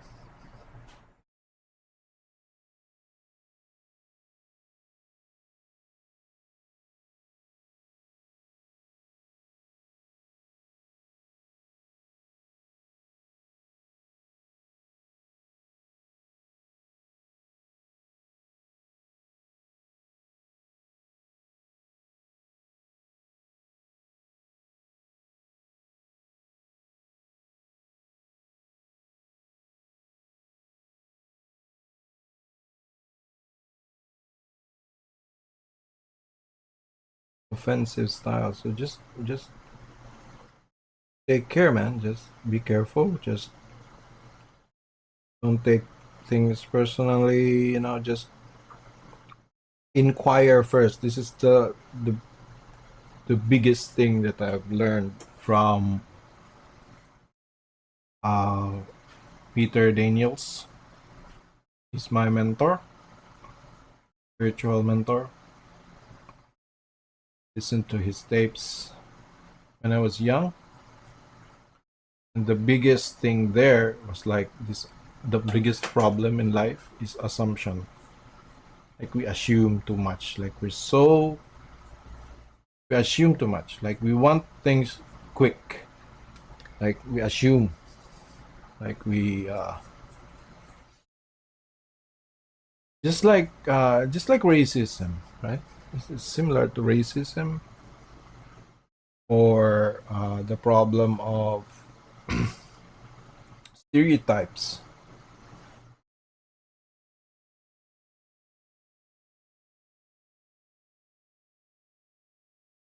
Like when we see someone like having, like, say, tattoos, and then we think that they're this, that. Like, I know it's natural. Like our brains are built to, like, again, to compress information, simplify to quick, because especially for people who have endured like abuse, or like who are not equipped themselves, who have not been equipped to deal with the world, like scared people, right? Or they have not been like taught by their parents.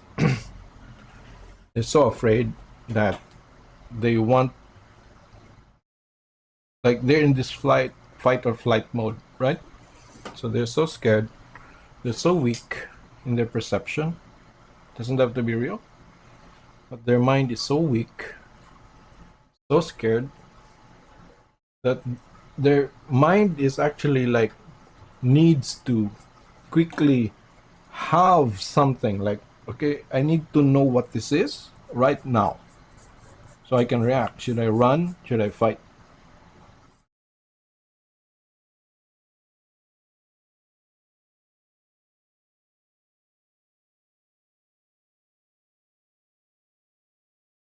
Right? They don't feel safe, they don't feel strong, they feel scared. So they have to like immediately respond without even inquiring what's going on.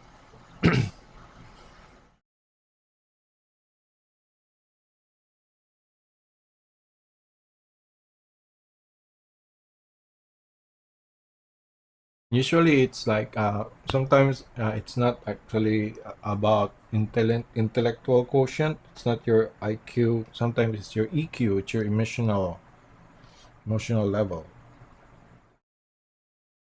What trips us up?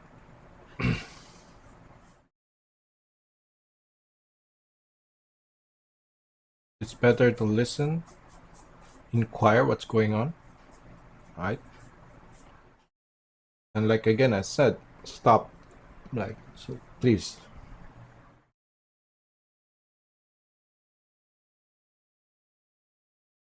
Like, don't tell people to be a certain way just because you perceive them a certain way without even like.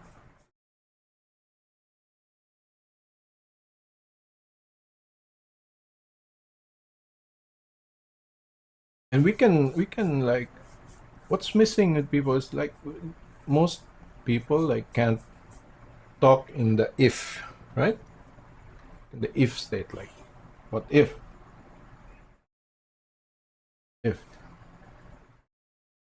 and like most people that at least what I've encountered before in my past, so like easy to catch offense, right? Like if your tone is just a little louder, you're not speaking like a priest or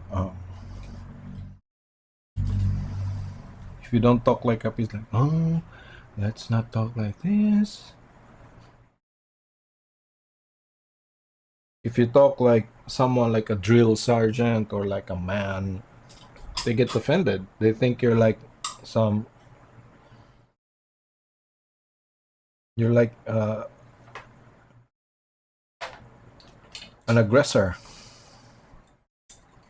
Like what do you want? Like you want me to talk like, oh yes, please. Yeah, so this is how you do it. Oh, like you want me to talk to you like a child, like a scared child? Is that how?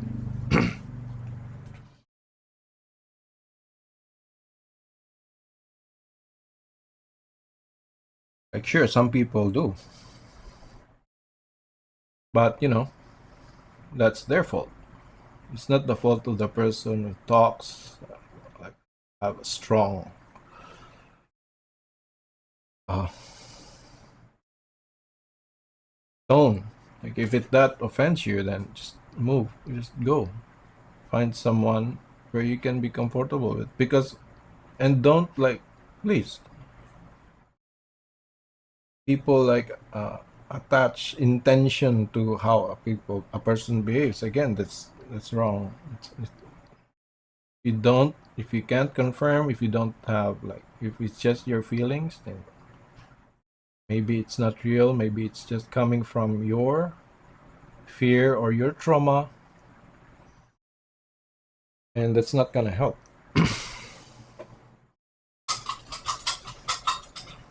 Okay.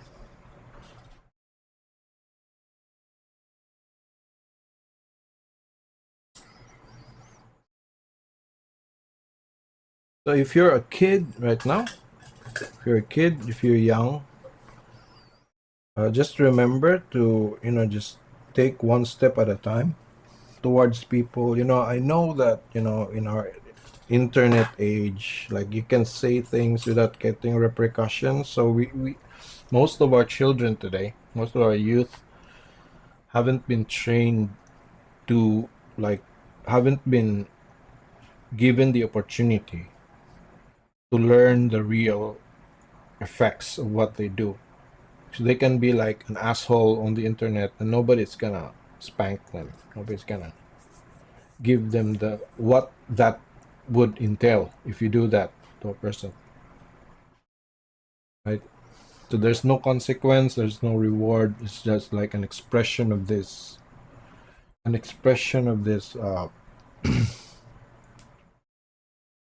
of their own, like, whatever that is, frustration or whatever that comes from,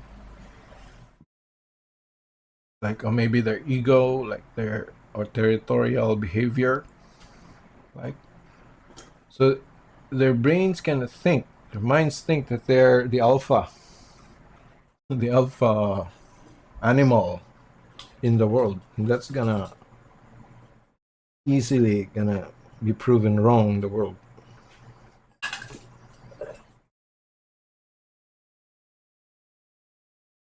It's gonna create like a lot of dissonance in the minds of youth, just because they're always online and nothing, there's no consequence. That's why, like, in this game Valorant, I really was because it's for kids, right? I was really for their system where you punish bad behavior, because that's a responsibility. Again, it's their responsibility because you're there playing the game, right? These are kids, and it's part of your responsibility to at least allow them to see, to experience what a certain type of behavior is, if it is acceptable or not. Because if you don't do anything, then it means that it's acceptable. Then it becomes the norm in that environment, and then when they go outside in real life, they're gonna find out that that's not how to live, how to relate to other people, and their nose are gonna get broken, or they're gonna get shot in traffic, right?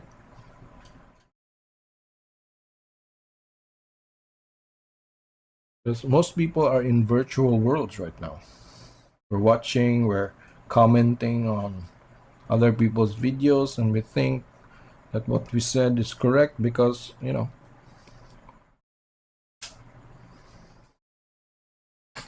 So for kids out there, young people, just don't be too rash, right? It's natural for us. Like, I was a kid before. I was a teenager. I was careless.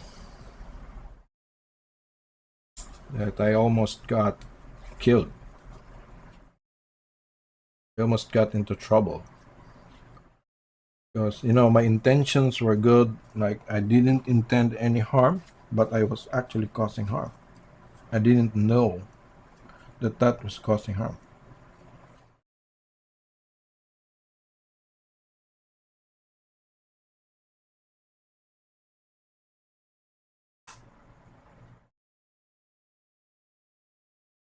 It's very dangerous to be a shut in, and suddenly you're gonna go out into the world. It's going to be more difficult.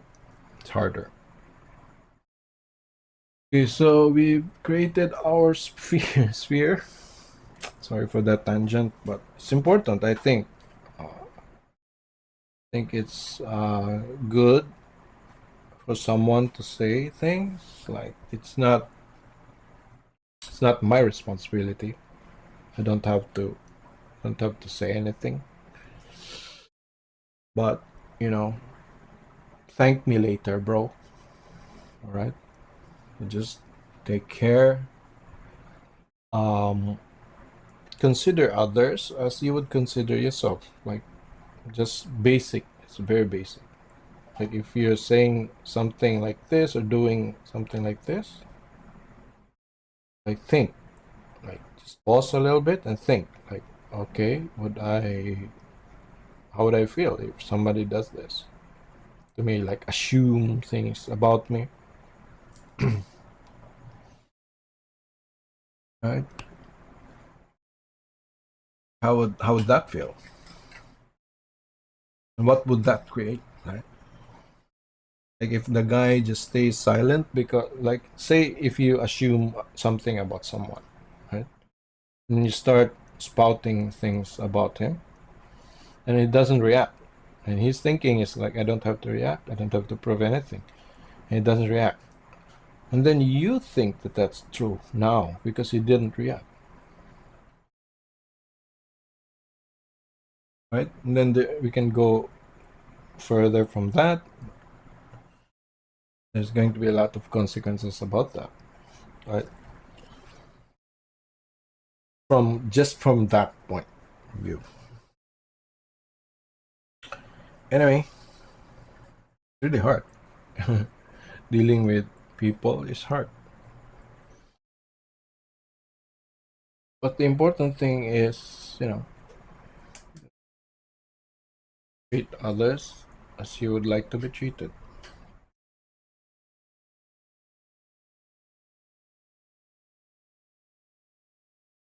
If you want to be understood and understand others, they might not return the favor, but that's not the point. The point is you become more understanding. You understand. You become more wise. You become more able to move through life, right? More craftily, more like a serpent. Be a serpent. Anyway, I'm not. Again, that's not my purpose here, but I don't know why we went there. Again, we can see here, like from the light, right? Is lit. We started from the base stone, right? Then we added the diffused, like a desaturated value from the 50%, right? The angle. So as we lose the angle, we cut, we desaturate, right? Then as we actually reach the angle which light doesn't hit anymore the surface, we turn to the 90 or the 0, right? But because there's reflected light, there's environment light, so we keep it light. Then we added the light value. So the value with the color, which is like 80% light, 20% base tone. And because that's what's reflecting towards us, right? And then we added the reflected, like the highest hot spot of the reflection. Right? It's not actually the only reflection. Most of this is a reflection. We just added that highlight for effect, for beauty. But then when you look closer, you see that we are actually still desaturating as we go away, as our eyes are turned away from the surface, right? Because it's compressed now. So this is a sphere, right? It goes like this, right? So as it turns away the surface, right, the energy of the bounce of the light that's coming from there is not reaching us directly anymore. And the surface is compressed. So the color is like the color that reaches the base color is going to be compressed and also a little bit desaturated. So that's what's going on here. It's actually a little bit desaturated as the surface goes away from our vision. This one, it desaturates as it falls away from the light, but for in our vision it's direct. This is closer to our eyes, like we're seeing it face on the surface, but it's desaturated because of the light energy is lost. Now here the light energy is lost not because of the absence of light, but because it's not reaching our eyes anymore as much as this is. So the amount of light that's bouncing off from this surface is at an angle like this to us, and we're not seeing it a lot. So it's kind of lost, right? We don't see it. The color is lost, so we show that by desaturating. So we kind of understand that it's falling away from our sight instead of falling away from the light. Okay.